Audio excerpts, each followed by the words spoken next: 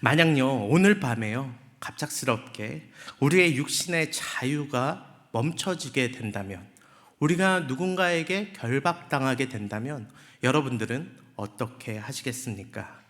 내가 아무런 잘못이 없는데 누군가 다가와서 나를 결박하거나 감금하거나, 그게 아니어도 갑자기 쓰러지는 일이 생기거나, 또한 당장 다쳐서 내일 앞날이 보이지 않게 되는 일이 있다면 우리는 하나님 앞에 무엇이라 이야기할까요? 우리는 하나님께 원망할 겁니다. 원망하지 않아도 왜 지금 이런 일이 나에게 있냐고 받아들이기가 어려울 수도 있을 겁니다. 예수 그리스도를 열심히 믿고 내가 열심히 그것을 섬기는 가운데에서 교회에서 봉사하고 또한 예배하는 가운데 있는데 왜 나에게 이러한 것들이 찾아옵니까? 라고 하나님 앞에 반문할 수도 있겠습니다. 지금 사도 바울이 그러한 자리 가운데 있는 것입니다.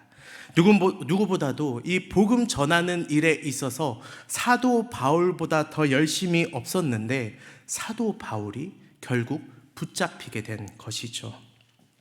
맞습니다. 그는 지금 감옥에 있습니다. 재판을 기다리고 있습니다. 묶이고 감금되어서 자유가 없습니다. 이전처럼 옥문이 열리고 다시 나갈 수 있는 기회가 주어지지도 않습니다. 오늘날 감옥에 갔다 온 사람들을 향하여서 멸시와 차별이 있는 것처럼 당시의 시대상도 동일했습니다. 어느 누구도 사도 바울을 때로는 반겨주기도 하겠지만, 불쌍히 여기기도 하겠지만, 어떤 사람들은 손가락질하며 사도 바울을 욕한 사람도 있었을 것입니다.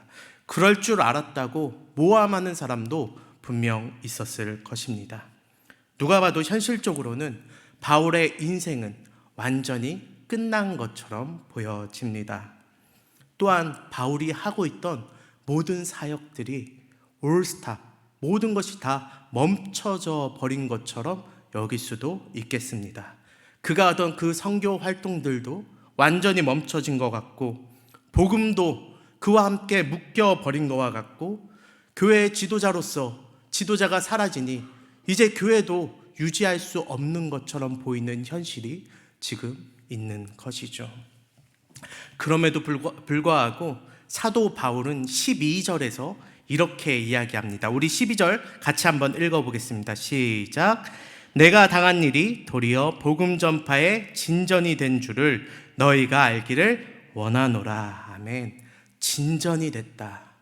내 묶임이, 내가 당한 일이, 내가 매인 일이 진전이다 라고 이야기하고 있는 것이죠. 헬라어로 이 진전이라는 단어는요, 군사적인 용어입니다. 이 진전은 무엇을 포함하느냐? 반드시 장애물을 포함하는 단어이죠. 그렇습니다. 군대가 앞으로 나아가다가 장애물에 가로막혔을 때 그 장애물을 넘어가거나, 그리고 그 장애물을 파헤쳐 가는 것, 그것을 바로 진전이라고 이야기하고 있는 것입니다. 즉, 그는 이 단어를 사용함으로써 이렇게 이야기하고 싶은 겁니다. 나는 묶여 있지만 내가 자유를 완전히 빼앗기고 모든 사역이 멈춰져 버린 것처럼 보이겠지만, 복음은 결코 그렇지 않고 그것을 딛고 그것을 뚫고 앞으로 나아가고 있습니다 라고 지금 사도 바울은 편지를 통해서 빌립보 교인들에게 이야기하고 있는 것이죠. 사람은 묶이면 일이 멈출 것만 같고, 내가 만약에 없으면 일이 안 될 것만 같고, 리더가 사라지면 사역이 멈출 것만 같고, 담임 목사님이 없으면 교회가 사라질 것만 같고, 환경이 막히면 길이 다 막힐 것이다 라고 생각을 여기면서 끊임없이 자기네 주변을 돌아보려고 하지만, 하나님의 뜻은 사람에게 매여 있지 않습니다. 예수 그리스도의 복음은 사람에게 결코 매일 수가 없는 것입니다. 바울은 로마 감옥에 들어갔지만 복음은 자신을 가장 신으로 여기고 있는 로마 황제에게로 더욱더 가까이 나아가고 있는 것입니다. 가장 복음이 필요한 자에게, 가장 그것을 듣기 어려운 자에게 지금 복음이 진전하고 있는 것입니다. 13절에 보면은 모든 시위대 안팎으로 들어갔다라고 이야기하는데, 이 헬라어로 이 시위대라는 단어가 황제 친위대를 의미하고 있습니다. 황제에게로 더욱더 복음은 나아가고 있는 것이죠. 그가 스스로 선택해서 간 자리가 아닙니다. 가고 싶어도 갈 수 있는 자리가 아닙니다. 만나고 싶어도 만날 수 있는 자가 로마 황제가 아닙니다. 그러나 그가 매임이, 그가 당한 고난이 그를 황제에게로까지 이끌어가고 있는 것입니다. 그리고 그 자리가 복음의 새로운 길, 이 로마에 복음이 전해질 수 있는 새로운 길이 되어져 가고 있는 것이죠. 사랑하는 우리 성도님들, 하나님은 우리가 계획한 길로만 결코 일하지 않습니다. 우리와 함께 하시기를 원하시지만 우리에게 매여서 일하시는 분이 결코 아니십니다. 때로는 우리를 묶어서, 우리를 매어서라도 우리가 가보지 못한 자리로까지 우리와 함께 복음을 전하시는 분이 바로 하나님이신 것입니다. 우리는 감옥을 실패라고 부르고 그의 인생이 덧없다라고 이야기할 수 있겠지만, 하나님은 그 감옥과 그의 매임을 복음의 통로로 사용하고 계십니다. 그뿐만이 아닙니다.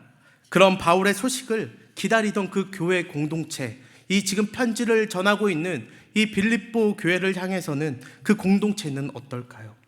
바울이 엄청난 교회의 지도자이지 않습니까? 많은 교회에 영향력을 끼친 사람이지 않습니까? 그 교회가 만들어지기까지 최선을 다해서 기도하며 구심점이 되었던 사람이지 않습니까? 그가 잡혔다, 그가 결코 풀려날 수 없다, 그가 황제에게로 가고 있다, 그가 결국 다른 사람들처럼 목베임 당해 죽을 것이다 라는 것을 알고 있다면 교회 공동체를 위축시킬 수도 있을 것입니다. 야, 이제 우리도 조심하자. 야, 바울도 저렇게 됐는데 우리라고 별 수 있냐? 야, 바울은 로마 시민권까지 가졌는데 저렇게 된다. 우리는 이제 좀 조용히 하자. 이렇게 여겼을까요? 성경은 14절에서 이렇게 이야기합니다. 형제 중 다수가 나의 매임으로 말미암아 주 안에서 신뢰함으로 겁없이 하나님의 말씀을 더욱 담대히 전하게 되었느니라. 아멘. 오히려 사람들이 더 겁이 없어졌습니다. 사람들이 오히려 더 담대해졌습니다. 그 이유가 무엇입니까? 복음이 더욱더 드러났기 때문입니다. 바울의 매임으로 말미암아 복음이 더욱더 두드러지기 시작하니까 그 복음의 역사함으로 인하여서 사람들이 겁이 없어지고 더욱더 담대히 그 말씀을 붙들 수 있게 된 것이죠. 한 사람의 고난이 도리어 많은 사람의 담대함을 깨운 것입니다. 이것이 고난의 또 다른 유익이라고 할 수 있겠습니다. 편안함은요, 사람을 잠들게 합니다. 사람이라는 것이 얼마나 악한지 좀 쉬고자 하면 앉고 싶고, 앉고자 하면 눕고 싶고, 누우면 자고 싶은 것이 사람입니다. 그런데요, 고난은요, 사람을 깨웁니다. 저희 장인어른이 그 수술을 크게 하셔가지고 먹는 거 이런 거 조심하셔야 되는데 어제 그 응급실을 갔다 오셨습니다. 갑자기 뭔가 아픔이 있으셔서 별일 아니고 돌아오셨는데도 저희 장모님은 그런 일이 한 번씩 있을 때마다 어떠신지 아십니까? 잠을 못 잡니다. 잠을 못 자고 장인어른 곁에서 벌벌벌 떨면서 맨날 기도하고 계십니다. 고난이라는 것이요, 우리의 마음을 어렵게만 만들고 우리를 무너뜨리려고 하는 것만 같이 보여도 더욱더 예수 그리스도의 복음을 붙드는 수단이 되어진다라는 것이죠. 그렇기에 우리가 구역예배 드리라고, 구역예배 속에서 서로 기도 제목을 나누고 그것을 위해서 기도하면서 서로를 품으라고 교회에서도 권면하는 것입니다. 왜요? 그냥 기도 제목만 나누고 기도할게, 그리고 조금 기도하다가 헤어지는 것이 아니라 서로가 때로는 그 고난을 같이 들으면서 그 역경과 그 어려움들을 들으면서 서로가 경각심을 갖게 되는 거예요. 나에게도 분명 저런 일이 찾아올 수 있어. 나의 가족에게도 찾아올 수 있는 일이야. 하나님께서 이 공동체 가운데에서 특별히 저 사람을 통해서 우리에게 이러한 마음들을 허락해 주시는구나. 서로가 그것을 품어가며 내일처럼 기도하며 더욱더 복음 가운데에서 선명해지라고 주님께서 우리에게 구역이라는 것을 허락해 주시는 것이죠.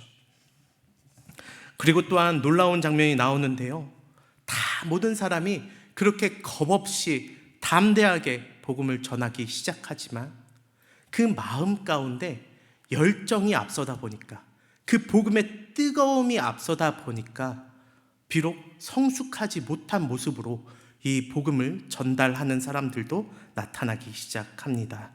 어떤 사람은 복음을 전하지만 동기가 순수하지 않은 겁니다. 사도 바울이 저렇게 됐어? 이참에 내가 유명한 사람이 되어봐야지. 이참에 내가 더 복음을 전하는 사람으로서 내가 또 한번 위상을 떨쳐봐야겠다. 아니, 저 사람이 저만큼 복음을 전해?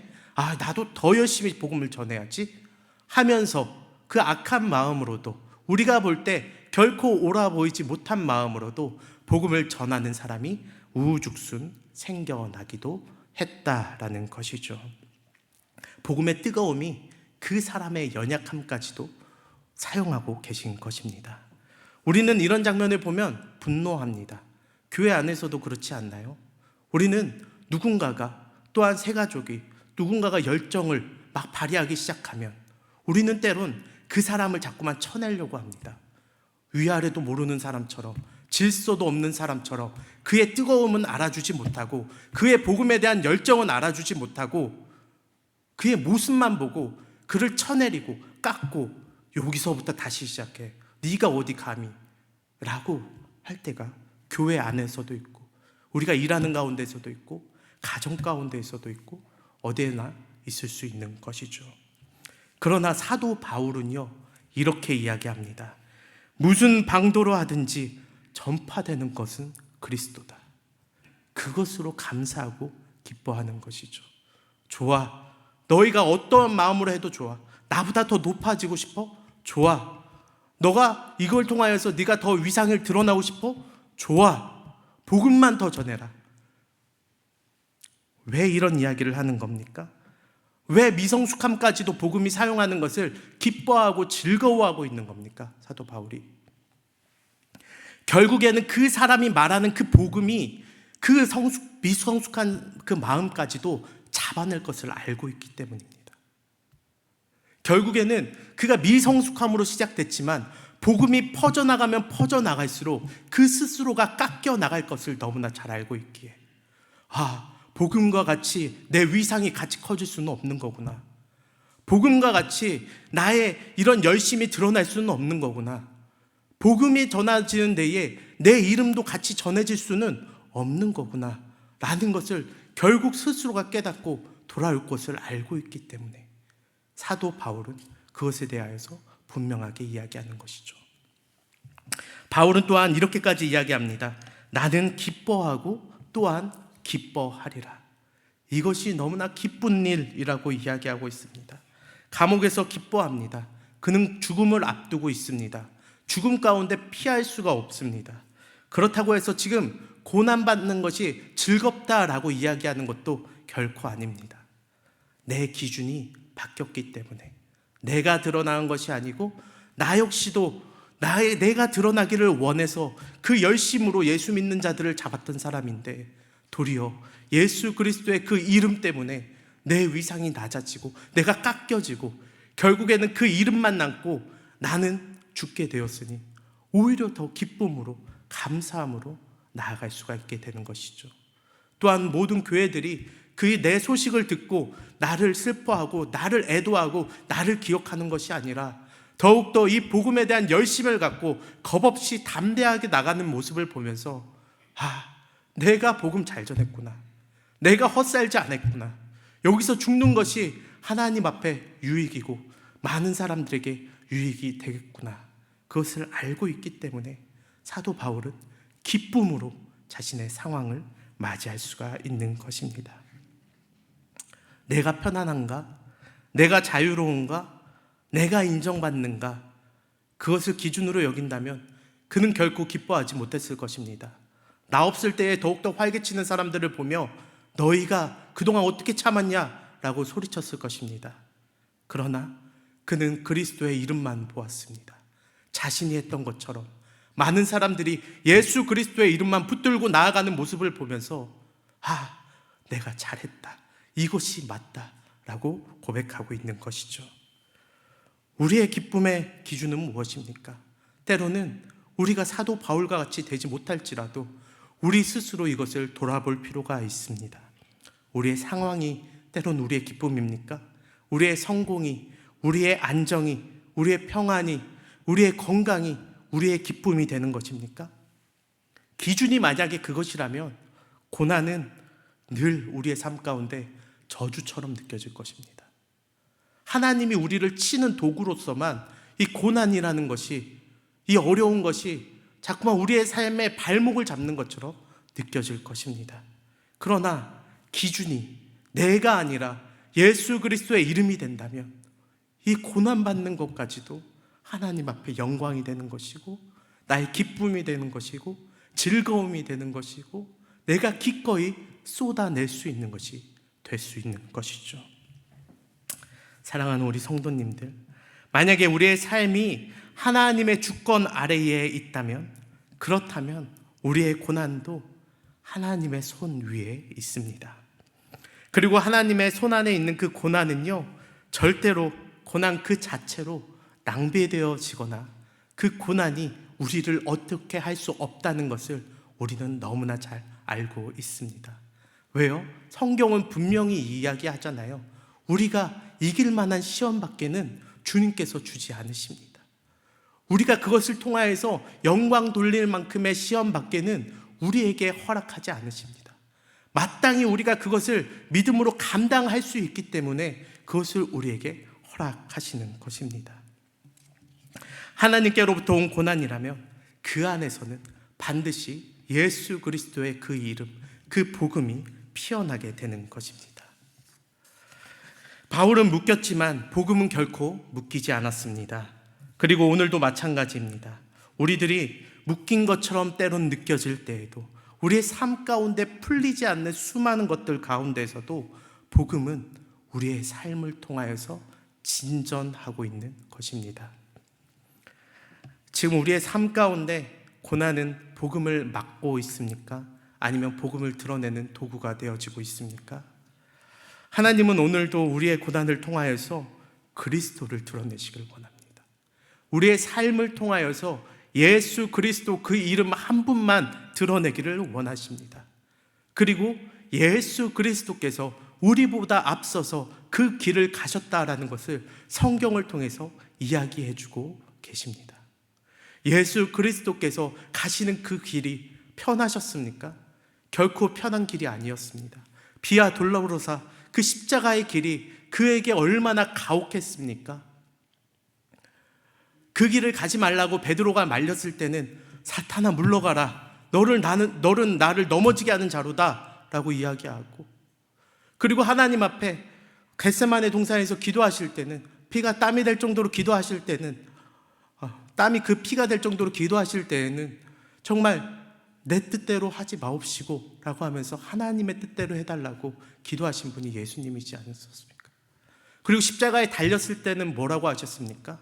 엘리 엘리 라마 사박다니, 나의 하나님 나의 하나님 어찌하여 나를 버리셨나이까?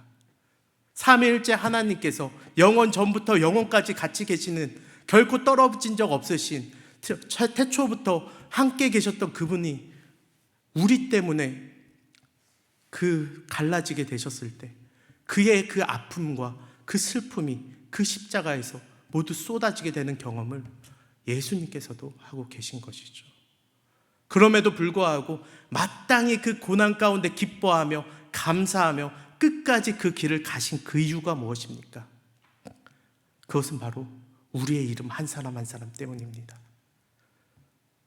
우리가 이 고난 가운데 예수 그리스도의 이름 한 분만 높여져야 된다, 드러나야 된다 이야기하는 것처럼, 예수 그리스도께서는 십자가에 달려 죽으시면서 그 모든 고난과 그 어려움과 또한 하나님에게까지 외면당하시면서까지 우리의 이름 한 사람 한 사람을 부르시면서 나아가셨기 때문에 그렇습니다. 고난이 사라지는 것이 유익이 아닙니다. 고난이 사용되어지는 것을 우리가 깨닫는 것이 유익인 것입니다. 그리고 하나님께로부터 온 고난이라면 그 안에서는 반드시 복음이 피어날 것으로 믿습니다. 사랑하는 우리 성도 여러분들, 바울은 감옥에서 이렇게 이야기합니다. 나는 기뻐하고 또한 기뻐하리라. 그의 상황도 변하지 않았고 또한 환경도 여전히 감옥입니다. 자신이 빠져나오지 못할 것도 그가 알고 있습니다. 그러나 그의 중심은 결코 흔들리지 않았습니다. 왜냐하면 그 고난이 하나님의 손에 놓여 있다는 것을 그가 너무도 잘 알고 있기 때문입니다. 우리의 고난이 우연이라면 그것은 우리의 삶이 너무나 고통스러운 일입니다. 그러나 우리의 고난이 하나님의 손에 놓여 있다는 것을 우리가 믿는다면 우리의 고난도 우리에겐 은혜로 받아들일 수 있는 것입니다. 그렇기 때문에 오늘 우리가 금요일성 집회로 나와 기도하게 될 텐데 이렇게 기도하셨으면 좋겠습니다. 주님, 이 고난을 없애주옵소서. 이 고난을 나에게서 치워주시옵소서. 이렇게만 기도하는 것이 아니라 주님, 그럼에도 불구하고 이 고난 속에서 하나님의 뜻을 보게 하여 주시옵소서. 예수 그리스도의 이름이 드러나게 하여 주시옵소서. 내 인생을 완전히 변화시킨 그 복음이 나를 통하여서 다른 사람에게까지도 이 복음이 드러나게 하여 주시옵소서. 하나님의 사랑이 이 고난을 통하여서 더욱더 드러나게 하여 주시옵소서. 그렇게 기도하는 귀한 이 금요일성 집회가 되시길, 또한 기도의 시간이 되시길 진심으로 바라고 기도합니다. 우리 시간 같이